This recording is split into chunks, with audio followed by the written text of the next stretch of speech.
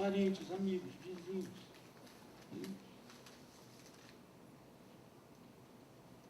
E seus recursos simbólicos. Suas escolas de samba, suas igrejas, seus terreiros de candomblé, seus terreiros de umbanda, seus campos de futebol, suas pequenas praças, suas escadarias, suas lajes. É tanto importante esses recursos do território, né? Esse uso, esse abrigo, esse recurso do território, né? Que nós sabemos que as remoções aprofundam desigualdades, as remoções tornam as pessoas mais pobres. E mesmo políticas de conjunto habitacional, ao oferecerem casas melhores, não oferecem territórios tão ricos, tão amplos, tão diversos, com recursos e abrigos. Portanto, pode ficar com uma casa melhor, mas certamente tua existência e tua potência será bem menor. Então, nós falamos que há um processo evidente de localização seletiva e hierarquização da moradia, mas também essa disputa, isso vai conferir uma disputa da cidade. Talvez uma disputa da cidade, viu, Marcelo? Embora a favela tenha sido muito funcional, mas isso não significa que ela tenha se transformado numa disputa de projeto de cidade. Talvez num processo de ocupação e produção de suas espacialidades complexas, diversas, múltiplas, mas diferente, um tanto quanto diferente daquelas que nós vamos viver também outro processo na cidade, que são as ocupações do centro.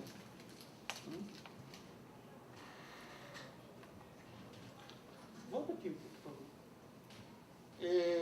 Se nós pegarmos esse dado de crescimento das favelas, em 1980, 1990, 2000, 2010, há alguma coisa aqui que deve nos chamar a atenção. É justamente no momento em que há a falência do BNH. A falência, né, de, digamos, uma política, né, de financiamento de habitação popular. Ora, essas coisas, isso não é uma mera coincidência, é pura semelhança. Né? Porque nós vamos ver que é um processo onde, né, os trabalhadores mais marcados pela desigualdade social, eles vão reinventar a sua existência, vão reinventar a partir das suas potências, a partir dos seus modos possíveis. Né? Agora, é claro que ninguém está fazendo um elogio à falta de saneamento, ninguém está fazendo um elogio à desqualificação dos equipamentos públicos, né? Ninguém está fazendo um elogio à baixa empregabilidade, mas estamos fazendo o quê? Um elogio às possibilidades de invenção da moradia popular, né, há mais de um século na cidade do Rio de Janeiro. Bom, as ocupações de sem-teto, elas também vão mostrar esse conflito. Enquanto o conflito do território está posto por uma ocupação secular, né, das favelas, a ocupação permanente, né, nós vamos ter também as ocupações de sem-teto, que disputam também a cidade, e disputam o centro da cidade. Né? Aqui, muitas delas, para vocês terem uma ideia, pode passar a próxima.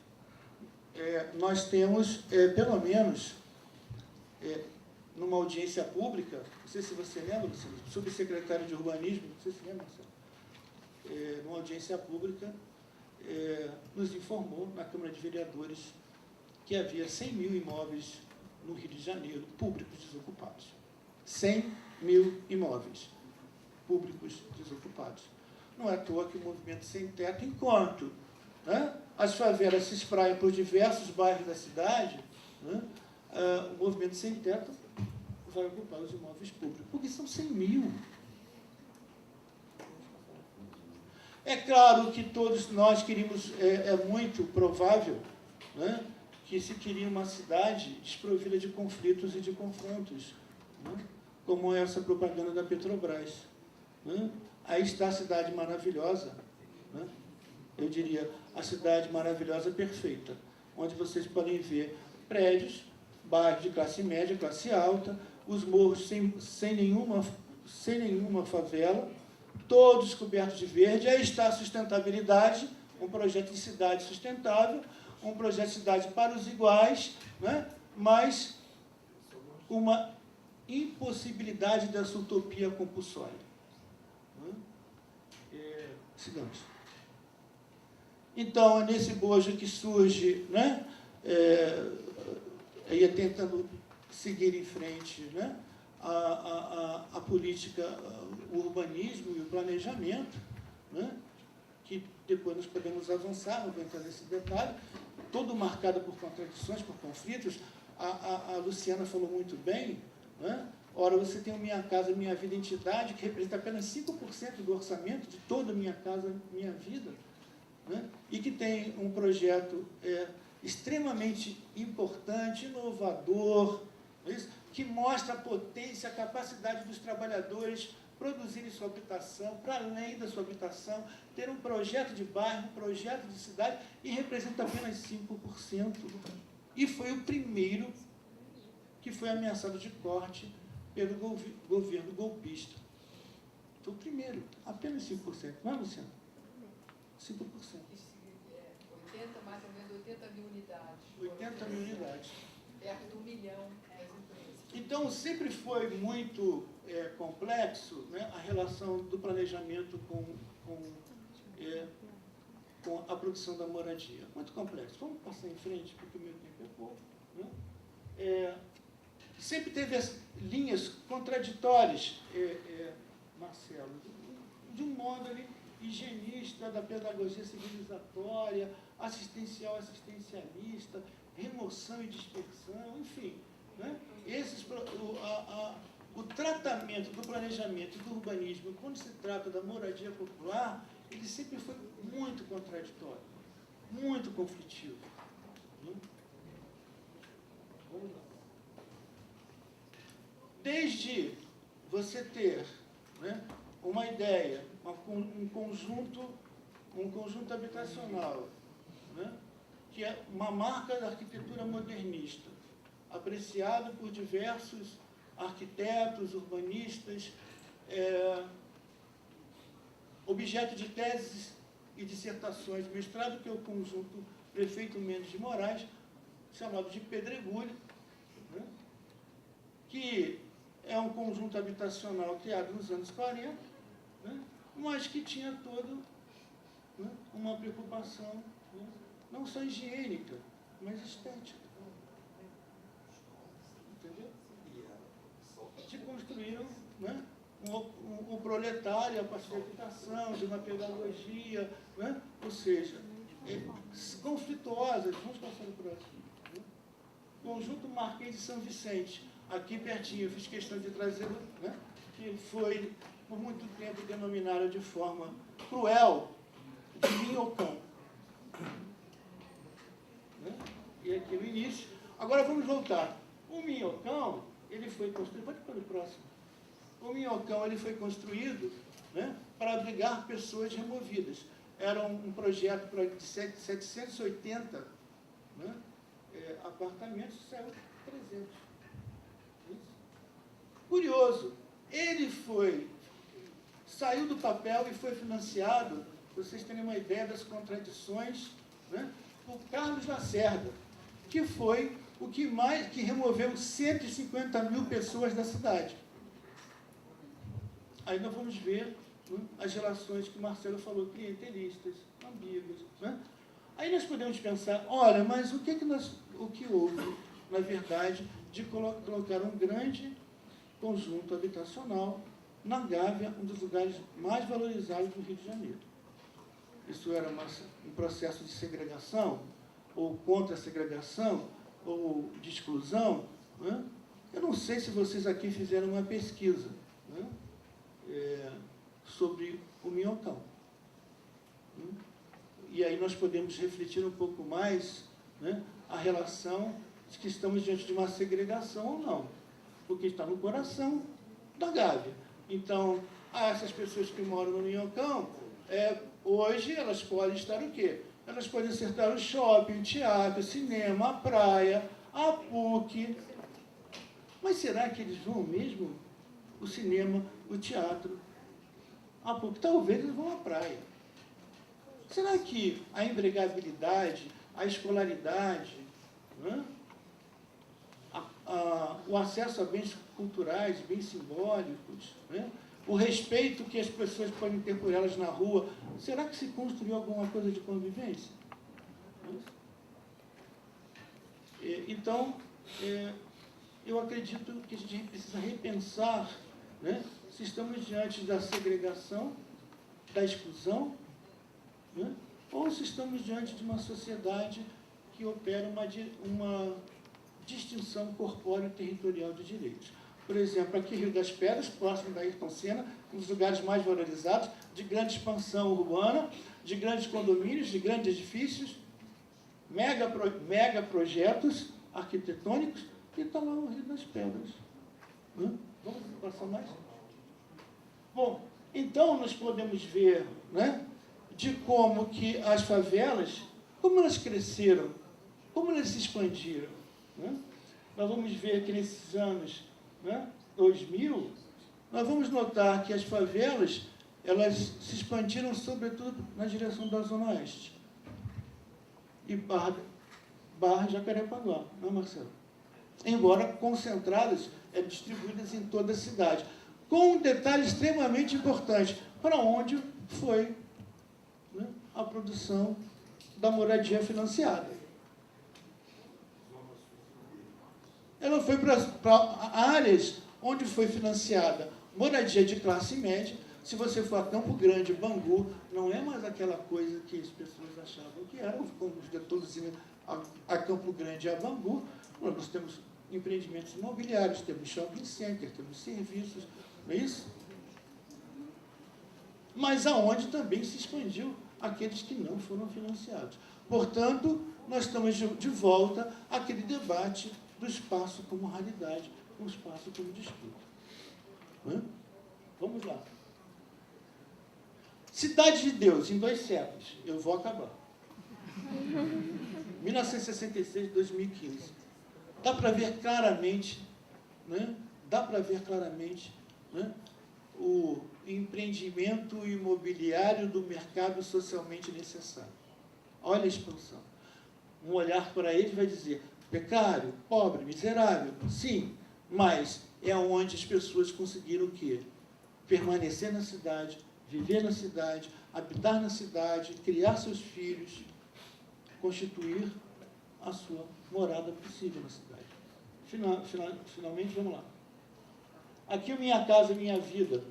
Nós vamos ver que grande parte da expansão do Minha Casa Minha Vida na cidade do Rio de Janeiro, que teve mais da metade, o município do Rio de Janeiro abrigou mais da metade do investimento da Casa Minha Vida, foram para onde? Para a Zona Oeste. E onde eles estão na Zona Oeste? Sobretudo de 0 a 3 salários mínimos. Nós estamos diante de um processo, é isso? De apropriação do urbano, de produção do urbano em condições profundamente desiguais. Mas voltemos. E para terminar, só que nós estamos voltando para o centro. Agora nós vamos voltar para o centro. Não é isso? Porque os grandes empreendimentos urbanos hoje deixaram de ir para Jacarepaguá, Barra da Tijuca, estão voltando para o centro. E aí vai de novo, né? De novo, a virada territorial hoje, que me parece, da produção popular, da luta pelo espaço, me parece que nós estamos diante agora, e aí eu sou muito otimista, né, de uma virada territorial das lutas populares na cidade do Rio de Janeiro, na direção do centro. Porque agora, é isso, nós vamos de novo disputar a cidade com grandes empreendimentos, com grande capital, com o mercado financeiro, como estivemos ao longo desses 6 anos disputando o projeto de cidade. Muito obrigado.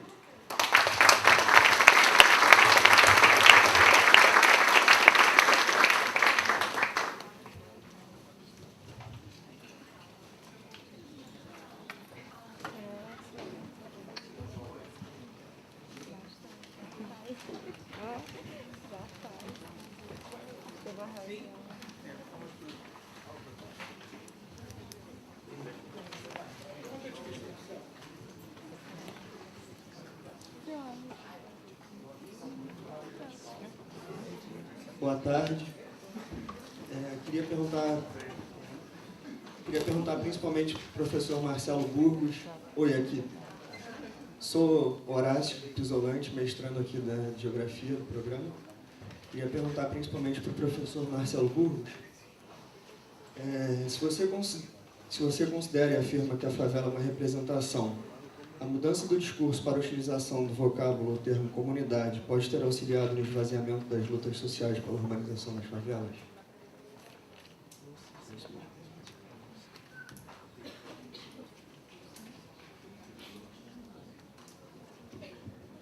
Marcelo, só assim, passou o microfone aqui.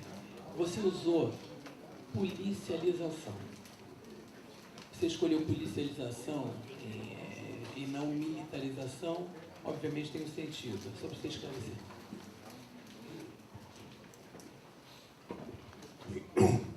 Quero registrar primeiro a minha satisfação de ter assistido uma mesa com tanta qualidade, com tanta pertinência e muito bem sequenciada, e que traz uma série de questões, né, para a gente levar, para refletir. A Luciana traz esse dado extremamente importante, pautado na questão da autogestão. E, Luciana, primeiro queria discutir, trazer, eu sei que é uma pauta, uma agenda nova que está sendo construída de pesquisa, você chamou a atenção, mas a questão da liderança, como fica a questão, que você falou do pressuposto do confronto e do conflito.